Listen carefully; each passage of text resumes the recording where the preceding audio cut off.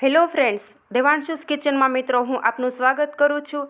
તો આજે આપણે દીવાબત્તીની જે દિવેટો બનાવીએ છીએ એ ઘરે જાદુઈ રીતે કેવી રીતે બનાવીને મિત્રો એનો વિડીયો આજે હું તમારી સાથે શેર કરવાની છું। તો ચોક્કસથી આ વિડીયો તમને ઉપયોગી થશે મિત્રો। તો તમને ગમે તો લાઈક કરજો, શેર કરજો અને સબસ્ક્રાઈબ કરવાનું તો ભૂલતા જ નહીં।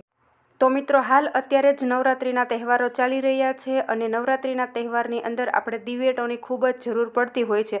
ઘણા બધા લોકો અખંડ દીવો પણ બાળતા હોય છે, એની અંદર પણ વાટોની ખૂબ જરૂર પડતી હોય છે। પણ જો કે એમાં આપણે દોરાની વાટ જ વાપરીએ છીએ, પણ જે લાંબી વાટો દીવામાં વાપરીએ છીએ ને મિત્રો, એ કોઈ પણ જાતની ઝંઝટ વગર આજે આપણે એકદમ સહેલી રીતે હું તમને ઘરે કઈ રીતે બનાવીને મિત્રો એનો વિડીયો હું તમારી સાથે શેર કરું છું। અને આ વાટો આપણે માર્કેટમાં લેવા જઈએ છીએ ને તો એ મશીન ઉપર બને છે અને આવી જ વાટ ઘરે બનાવશું અને એ વાટ આપણે ઘરે બનાવશું અને આ વાટો માર્કેટમાં લેવા જાય છે ને તો એ મશીન ઉપર બને છે અને એવી જ વાટ ઘરે બનાવીશું અને એવી જ વાટ તૈયાર થશે મિત્રો।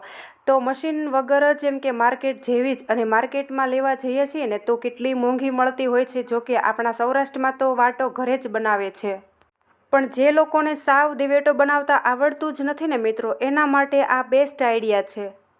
તો ચાલો મિત્રો હવે જરા પણ વાર નથી લગાડવી અને વિડીયો બનાવવાનું શરૂ કરીએ। તો અહીંયા દિવેટોમાં જે વસ્તુની જરૂર પડે છે એ બધી સામગ્રી મેં અહીંયા તૈયાર કરી લીધેલી છે। તો સૌથી પહેલાં મિત્રો અહીંયા એકદમ સહેલી રીતે અને જાદુઈ રીતે દિવેટો બનાવવા માટે આપણે અગરબત્તીની જરૂર પડશે અને અગરબત્તીનું જે આ ઉપરનું લેયર છે એને આપણે કાઢી લેવાનું છે।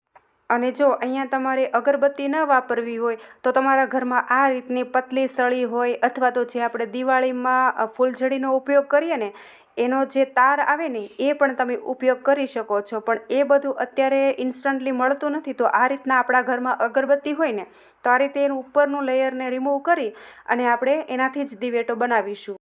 તો જુઓ મિત્રો, આ અગરબત્તીની સળી છે ને એ ખૂબ જ ટાઈટ હોય છે, તો આપણને દિવેટ બનાવવામાં એકદમ ઇઝી પડશે।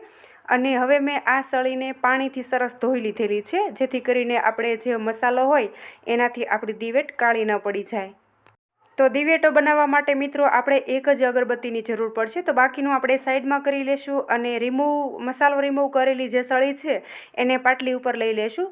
તો મિત્રો અહીંયા જે આપણે દિવેટો બનાવવા માટે તમારે શક્ય હોય તો આ રીતની આપણા ઘરમાં જે લાકડાની પાટલી હોય ને એનો જ મિત્રો આપણે ઉપયોગ કરવાનો છે। તો આ રીતની લાકડાની પાટલી ઉપર તમે દિવેટો કરશો ને તો તમારી દિવેટો એકદમ સરસ અને પરફેક્ટ બનશે।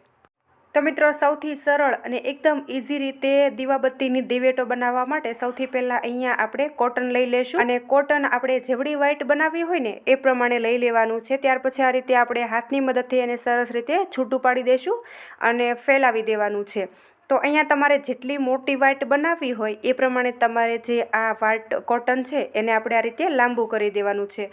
ત્યાર પછી આ અગરબત્તીની જે સળી છે તેને આ રીતે કોટન ઉપર રાખી દઈશું અને ત્યાર પછી હથેળીનો જે પાછળનો ભાગ છે ને એને આ રીતે આપણે સળી ઉપર રાખી અને ધીરે ધીરે આપણે ફેરવવાનું છે, એટલે કોટન જે છે એ સળિયારે સરસ રીતે ચોંટી જશે।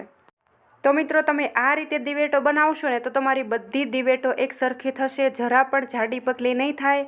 તો બસ મેં આ રીતે હથેળીની મદદથી સરસ એવું આ રીતે ફેરવી લીધું છે ને, તો તમે જોઈ શકો છો કે સરસ એવી વ્હાઈટ બનીને તૈયાર થઈ ગઈ છે। અને હવે આને રિમૂવ કરવા માટે શું કરવાનું છે, આપણે ઉપરથી કે નીચેથી નથી ખસેડવાનું। તો તમે જોઈ શકો છો કે આ રીતે તમે વચ્ચેથી કરશો ને એટલે એકદમ ઇઝીલી સરસ રીતે નીકળી જશે। તો સૌથી પહેલાં મિત્રો આ દિવેટને સળીથી રિમૂવ કરવા માટે પહેલાં મેં નીચેથી પોચું પાડેલું છે, ત્યાર પછી મેં આ દિવેટને ઉપરથી પોચી પાડેલી છે અને આ રીતે આપણે ધીરે ધીરે સળીને ખેંચી લેવાની છે મિત્રો। તો તમે જોઈ શકો છો કે કેટલી સરસ આપણી દિવેટ બનીને તૈયાર થઈ છે। અને જો તમારે આ દિવેટને હજુ પણ થોડી પતલી કરવી હોય ને તો આ રીતે હથેળીની ઉપર રાખી અને થોડી આપણે એને દબાવી દેવાની છે। અને જો તમારે દિવેટને થોડી નાની કરવી હોય ને મિત્રો તો આ રીતે દિવેટને વચ્ચેથી તોડી લેવાની છે, તો 2 દિવેટ બનીને તૈયાર થઈ જશે।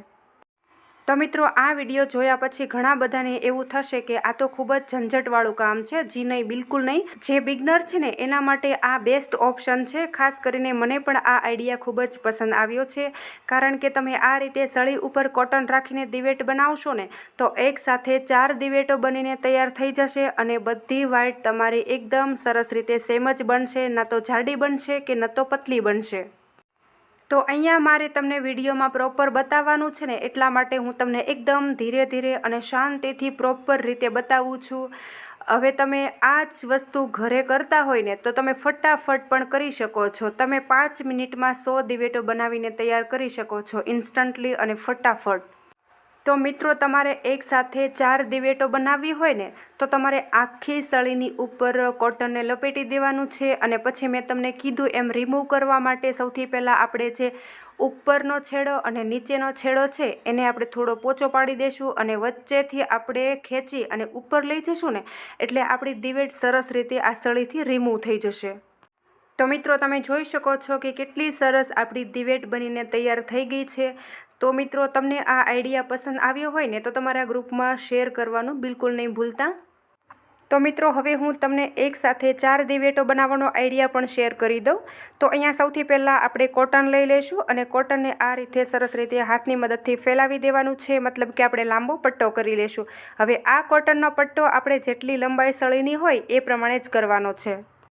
તો બસ મિત્રો આ રીતે રૂને રાખી અને ત્યાર પછી એના ઉપર આપણે અગરબત્તીની સળીને પણ રાખી દઈશું અને આ રીતે હથેળીના પાછળના ભાગથી આપણે દબાવતા જશું ને એટલે રૂ આપણું બધું સળી સાથે વીંટાઈ જશે. તો હવે તમે જોશો કે લગભગ આ એક સળીમાંથી 4 દિવેટો બનીને તૈયાર થશે. અને હવે તમારે આ 4 દિવેટમાંથી તમારે જવડા કટકા કરવા હશે ને એ રીતે તમે એક સરખું માપ રાખી અને કટકા કરી શકશો. ન તો વધારે પડતી લાંબી બનશે ન તો વધારે પડતી ટૂંકી, અને એની સાઇઝ જે છે ને એકદમ સરસ રીતે અને એક સરખી જ બનીને તૈયાર થશે. અને હવે આ રીતે વચ્ચે રાખી અને સળીથી દિવેટને રિમૂવ કરી દેવાની છે. તો આ રીતે વચ્ચે પકડી આપણે સળીને ખેંચશું ને એટલે સરસ રીતે આપણી દિવેટ બનીને તૈયાર થઈ જશે. અને હવે આપણે આમાંથી આ બંને દિવેટમાંથી કટકા કરી લેશું ને એટલે 4 દિવેટો બનીને તૈયાર થઈ જશે મિત્રો. તો વિડીયો અહીંયા મિત્રો આપણો થોડો લાંબો થઈ જશે, પણ હું તમને એક પણ સ્ટેપ મિસ નહીં કરું, બધું સ્ટેપ બાય સ્ટેપ સરસ રીતે સમજાવીશ. તો તમને એકદમ સરસ રીતે આઈડિયા આવી જશે કે ઇન્સ્ટન્ટલી ફટાફટ દિવેટો કઈ રીતે બનાવીને તૈયાર કરવી, એ પણ જાદુઈ રીતે. અને જેવી માર્કેટમાં મશીનની દિવેટો મળે ને બિલકુલ એ જ રીતની આપણી દિવેટો પણ બનીને તૈયાર થશે મિત્રો. તો મિત્રો એકદમ સરળ રીતે દિવેટો બનાવવાના 2 આઈડિયા આપણે વિડીયોમાં આગળ જોયા અને હું હવે તમારી સાથે ત્રીજો આઈડિયા પણ શેર કરી દઉં. તો સૌથી પહેલાં આપણે અહીંયા કોટન લઈ લેશું અને હવે આ દિવેટ બનાવવામાં આપણે અહીંયા સળીનો બિલકુલ નથી ઉપયોગ કરવાનો.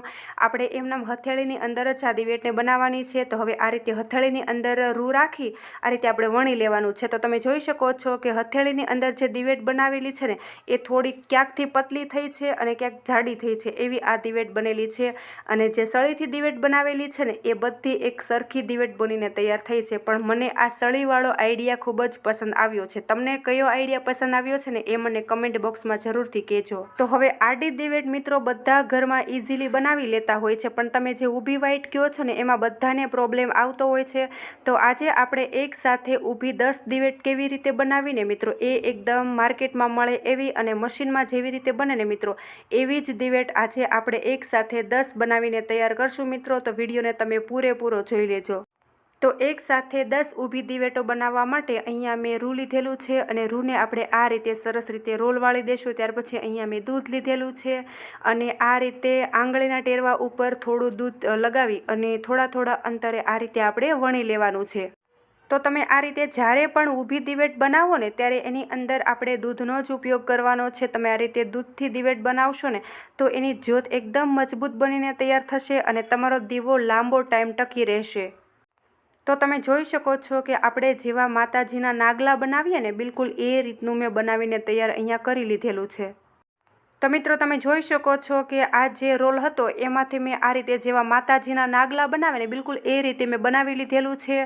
અને હવે આપણે શું કરવાનું છે, કાતર લઈ લેશું અને કાતરની મદદથી આ રીતે આપણે જ્યોત ઉપર રાખવાની છે અને આ રૂને કટ કરી લેવાનું છે.